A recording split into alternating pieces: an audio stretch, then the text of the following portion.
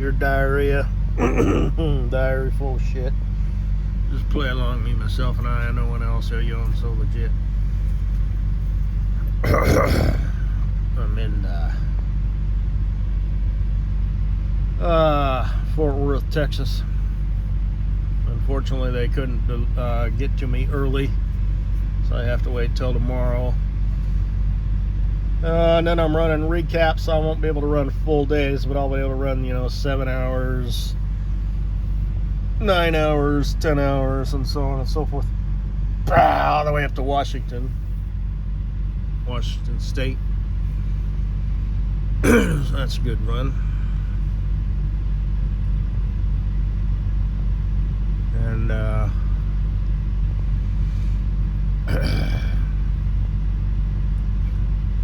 I'm not checking the grams or the books because my other phone, I don't have the password automatic sign in, and I forgot what they were, so I'll have to do that.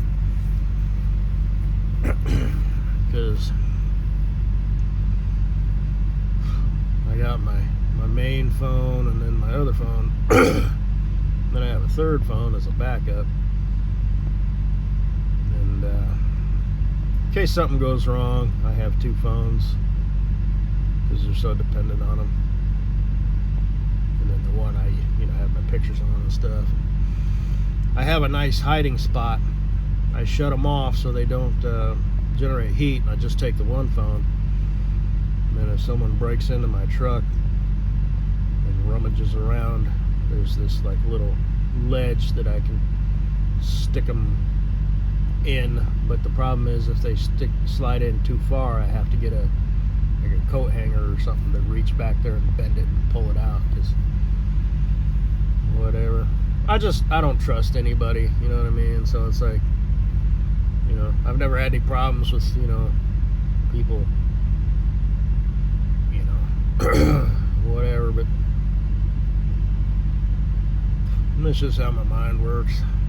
Never happens till it happens, You don't expect it. Some guy's like, give me all your fucking money and your phone, and anything of value, It's like you're dead in the water. Got no money, no credit cards, no driver license, no phone, So I just take the one in case I need to dial 911 or whatever, and then I got my other phones. This is my clean phone, so to speak. I don't mean like viruses and shit. I just mean, there's no way technology could fuck up, and I don't have any pictures on this phone, that could accidentally be sent, with some load information or some shit, because I just absolutely don't trust technology. So anyway, but yeah, that worked out nice because I didn't want to carry, all them phones in my pockets. So I figured, well, but people are fairly smart, so in fact, actually, that's what I'll do. I'll push that in there, and then I'll use that to get out, so somebody, if they see it, they can't reach in there with their finger. It's like it is inaccessible. Like even if you've got your pocket knife or whatever. So anyway,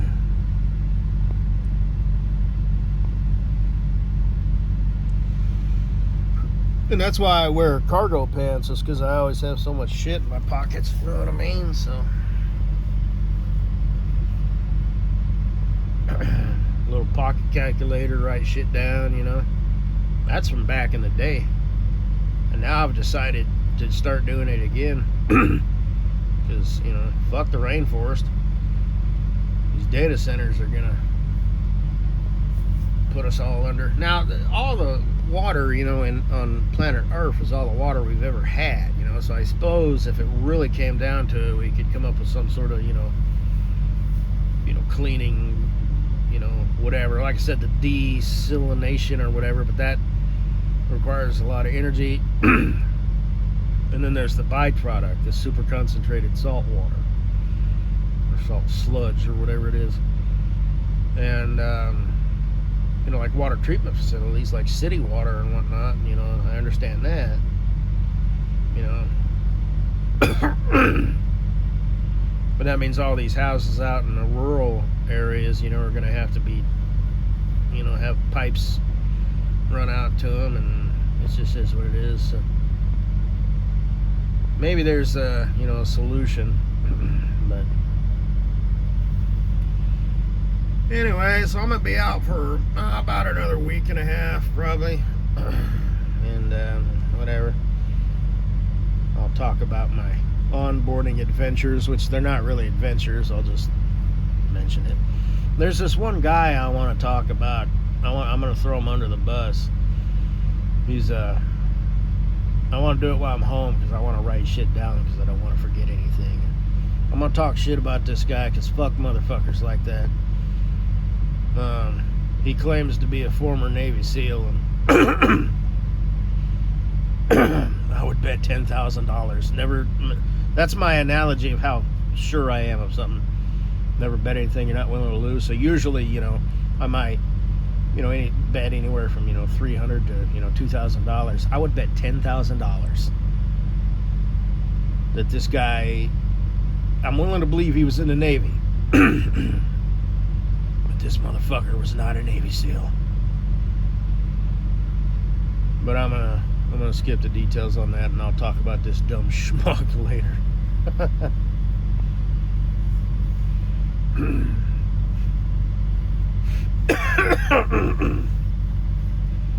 And like I said, I'm gonna have to write it down, and I have no problem talking shit about this motherfucker. I'm gonna keep him anonymous, but fuck motherfuckers like that, you know, the real ones who actually did, you know, sign up for that.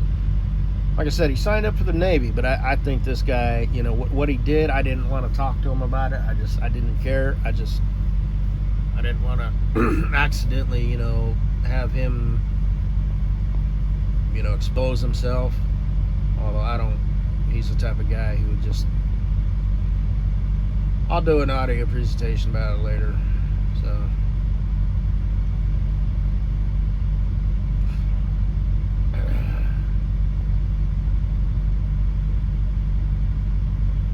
like if he was on an aircraft carrier, he's the guy, you know, who wheeled the munitions from where they store them to where they load them.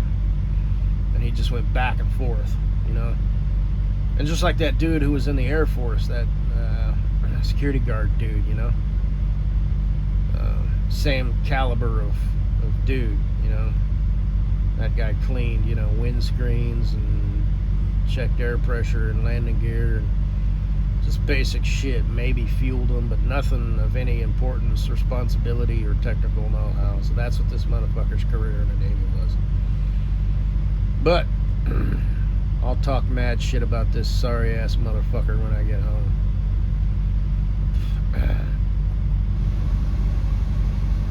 Oh, that's the this EPU.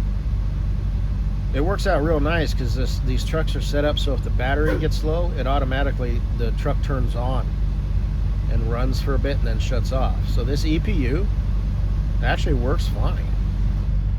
So that was just some sort of check. See, that'll shut off. I don't know what it's doing, but sometimes it'll start and run for a bit. And it's actually very nice. I'm very surprised. I'm pleasantly surprised. I thought it was going to be a fucking nightmare. You know, like right now, you know, I got here at like 2 o'clock in the afternoon. It's like 90 degrees. If this was a regular, I'd have to just sit there and idle, you know, all day. I couldn't be back here in the sleeper just chilling.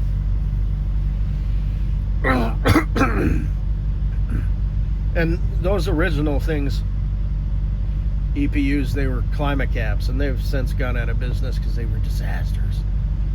You'd drive all day, and at the end of the day, you'd still only have like 75% charge. You know, you're supposed to get 10 hours out of them.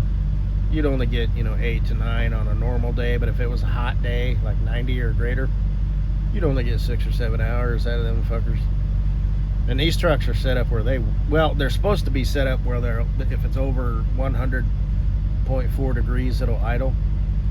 And if you're just idling, it's like the air around the truck gets hot. So even if it's only 90 outside, it'll get above 100. So in a pinch, you can idle that. But like I said, we don't need it. This thing just works actually good. But mine, of course, it's after 5 minutes of it being 100 degrees or over, it'll just idle. It won't shut down. You know, because you can only make the air so much cooler than the air outside. But you know, this is the way. And we have this system of pre-cooling it, you know, 2 hours before we stop. And you know, these sleepers are actually insulated, and this works good. I'm actually very surprised. But I would like to have the option to have my truck idle, but it's programmed wrong or something. So I told them, you know, and I said, it's no big deal. I'll just write it up, you know, next time it's in for service, you know, I'll throw that on, you know, reprogram that or something, because it won't give me the option. The idle shutdown comes on at 4 minutes, and then I only have 30 seconds before it shuts down. And if I tap the gas, it'll keep running, but that resets it. So it's like this truck is not working the way it's supposed to. So, but, and I'm gonna have to get some. I think instead of recycled asphalt, I'll call the place that I was working for, the place before, not the last place. And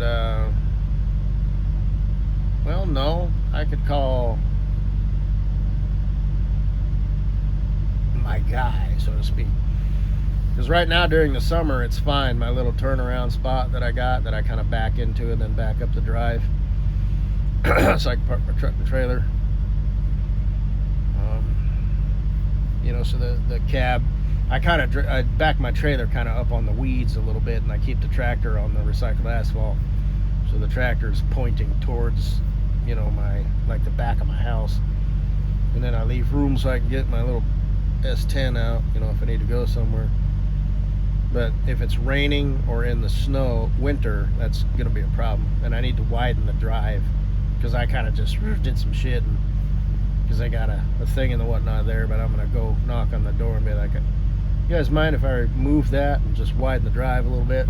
That way I don't have to stab it, you know, slide it through and then cut it back, so I can keep the heavy, you know, tractor trailer on the asphalt. Because like I said, right now it's fine because everything's dry, but if it's wet or snowing, the ground's mushy and shit, you know, it's gonna be a fucking problem.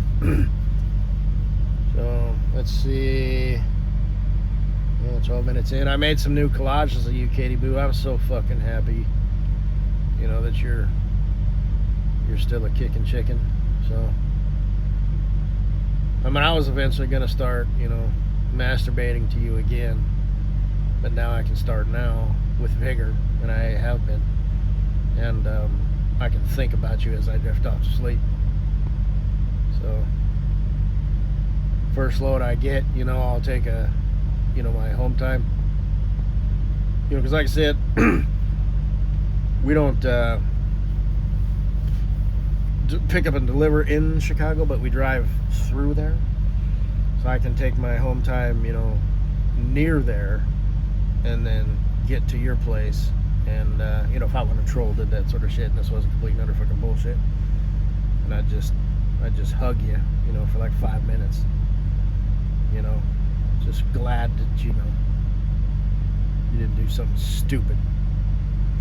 And then after that, then give a slap, grab it up, pop it, slap, you know, your ass cheek, like with my left, right, so it'll be like whop, whop, whop, whop, left, right, left, right, left, right, and then bam, slap them together, you know, because we had this tender little moment, and then finish off with fuck yeah, and then get you a pillow and drop my doors and rub my dick on your face for like a fucking hour, then jizz all over that purty mug of yours. And you know the drill. You know the deal. Give me that smile. Oh shit. So do you drive? Suffer from anxiety, do you? Huh? In Chicago? There's some aggressive motherfucking drivers in Chicago. It's been a minute. It's been like at least 7 years since I've driven there, but I'm sure they're not any better. If anything, they're just worse. I mean, that town was, I mean, there's, like I said, Memphis, Tennessee is like, what the fuck? Atlanta, Georgia is what the fuck. In the cities, in Ohio, if you're out on the interstate, it's not bad. But when you get in the city, but in California, it was never bad because trucks, they're supposed to do the right lane thing, 55 mile an hour, blah blah blah. But Chicago, every time I drove up there, I thought, like, legitimately, are these people gonna hit me? Like, I'm not exaggerating. I was concerned that they were going to crash into me. So if you suffer from anxiety, and I'm in a big truck, right? I'm actually more comfortable driving a tractor trailer than I am a car, because I'm up higher, just my perspective of looking in my mirror and gauging distance, you know, down the side of that trailer. Versus if I'm in a car, I feel like I'm scooting along on a skateboard, you know, 65, 75 mile an hour. I look in my mirror and I'm like, fuck, this guy's right on my ass, you know, because he's just behind me right there. Most likely tailgating, because people drive closer, you know, than I do. And, you know, I mean, I do fine. I don't, you know, I mean, I'm a calm, you know, collected driver, and I'm always scanning and, boop, boop, boop, you know.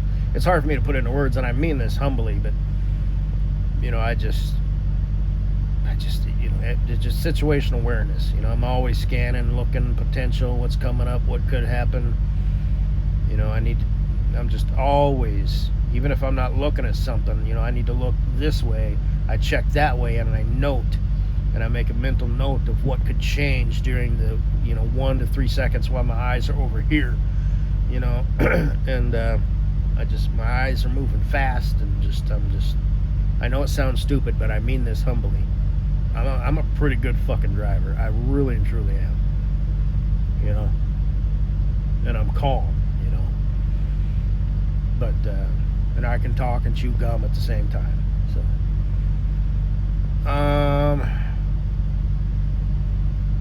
and I do that in a truck and a trailer. But like I said, it can, I like it better in a tractor trailer. It's just kind of what I'm used to. So anyway, if you, sweet little girl, you know, future wife of mine, I mean, if I want to troll this, did this or shit, this perfectly set up, you know, destiny appointed, you know, go through Chicago, I'll just request that I take my, you know, home time up there in that area, you know, after I deliver. And, you know, I don't know how I'll get to you, because I'm going to assume that you have a car. Maybe not.